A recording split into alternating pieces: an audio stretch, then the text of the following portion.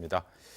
자, 노동을 위한 일단 이 일본의 주장은 이 무기로 활용될 수 있는 이런 전략 물자들에 대한 관리가 우리나라가 제대로 안 되고 있고 이게 또 북한으로 흘러갈 수 있다라는 것이었는데 오늘 보니까는 일본 언론들이 이걸 구체적인 자료들까지 넣어서 대대적으로 보도하고 있어요. 네, 이제 어제 일본 후지 TV도 보도했고요.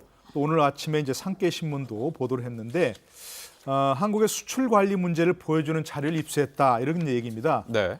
우리 정부가 작성한 리스트에 따르면 2015년부터 19년 3월 1일까지 전략 물자가 한국에서 유출된 건수가 156건에 이른다 이런 주장이거든요.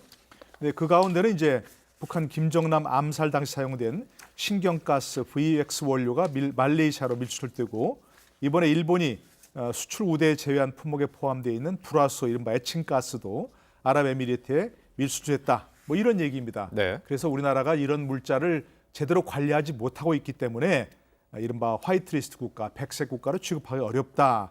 이런 주장인데요. 이런 것들 우리 정부가 적발한 것이지 밀수출된 것이 아니다. 이런 점에서 봤을 때 이 일본 주장은 억지다. 이렇게 볼 수 있는 거죠. 네, 일단 이 문제를 좀 집중적으로 보도하는 것이 이 일본의 후지 TV 그리고 이 산케이 신문 등인데 뭐 같은 그룹 계열사라고 그렇죠. 그러더라고요. 고 의원, 그런데 일본의 주장에 이용된 이 구체적인 자료라는 것이 사실은 이미 지난 5월에 국내에서 공개가 됐던 자료잖아요. 5월 17일자 조선일보에 이미 기사로 공개가 됐던 내용이고요. 네. 이 관련된 내용들은 지금 이제 우리 공화당이죠. 조원진 의원이 당시에 국회에서 산업부에 요청을 해서 자료를 받았던 내용이 있다라는 부분들이 보도에 모두 인용이 돼 있는 상황입니다. 네. 그러니까 자세히 보면 이 패턴을 좀 잘 볼 필요가 있는데요.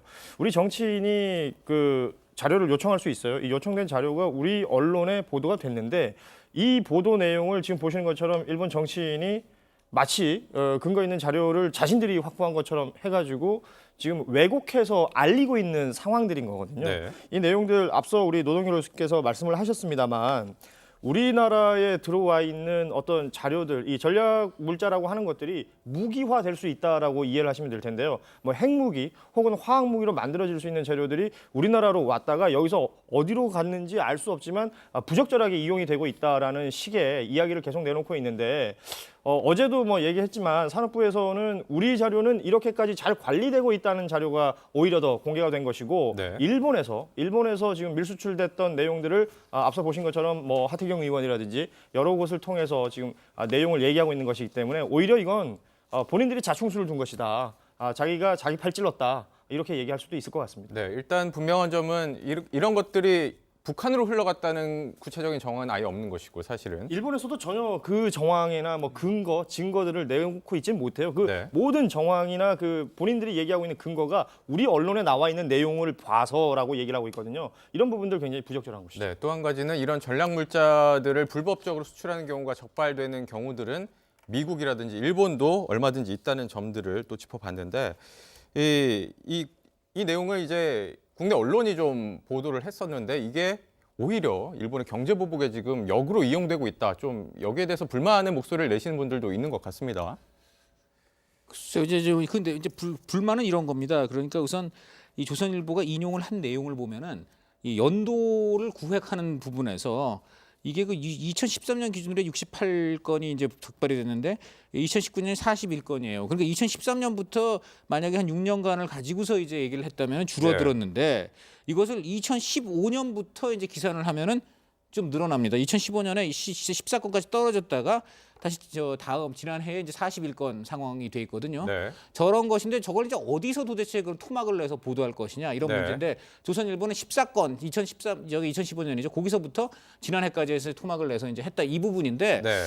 글쎄 뭐 그렇게 해석할 수도 있지만 저는 저건 좀 무리한 해석이라고 봅니다. 왜냐하면 저것은 어쨌든 간에 좋아졌단 말이에요. 그러니까 68건에서 14건이 좋아졌는데 이게 40까지 올라갔으면 언론 입장에서는 당연히 좋아졌는데 다시 나빠지고 있는 상황을 부각하는 건 당연한 겁니다. 예를 들어 성범죄 옛날에 많았었는데 좀 줄어들었다가 뭐 예를 들어 뭐 특정 기간부터 다시 늘어났다고 하면은 그 특정 기간부터 지금을 해가지고 성범죄 늘어나니까 조심하자 이런 기사를 언론에 쓰지. 네. 그걸 아주 옛날에 많았던 때부터 지금 해가지고 옛날보다는 많이 줄었으니까는 뭐 경각심 갖지 말자 이렇게 하지 않아요. 그러니까 저는 이거는 약간 좀 무리한 해석인 것 같고요. 어떤 의미에서는 이게 보도가 돼가지고서는 그 일본이 하긴 한 점은 일본이 표절했다는 거가 오히려 더 드러났지 않습니까? 저는 그런 점에서는 이걸 꼭 그렇게 그 편집을 이렇게 문제 삼을 거는 아니라고 봅니다. 예. 신재 위원께들이죠. 아니, 근데 이게 애초에 조선일보가 그러한 기사들을 기사를 쓰지 않았다라면 과연 일본이 그렇게 보도를 할 수 있었을까? 저는 오히려 이것을 질문하고 싶어요. 애초에 빌미를 준 것은 조선일보가 아니었느냐? 그러니까 같은 통계들을 보더라도 다르게 해석을 하면 그 통계의 데이터들이 다른 결과를 내보낼 수 있을 텐데, 그러니까 예를 들면 이런 것이죠. 이 조선일보의 기사와 일본의 보도가 같은 오류를 갖고 있거든요. 뭐 예를 들면 전략물자 불법 수출이 2015년 14건에서 지난해 41건으로 3배 가까이 늘었다. 이렇게 통계만 인용해서 급증이라고 부각을 시킨 겁니다. 네.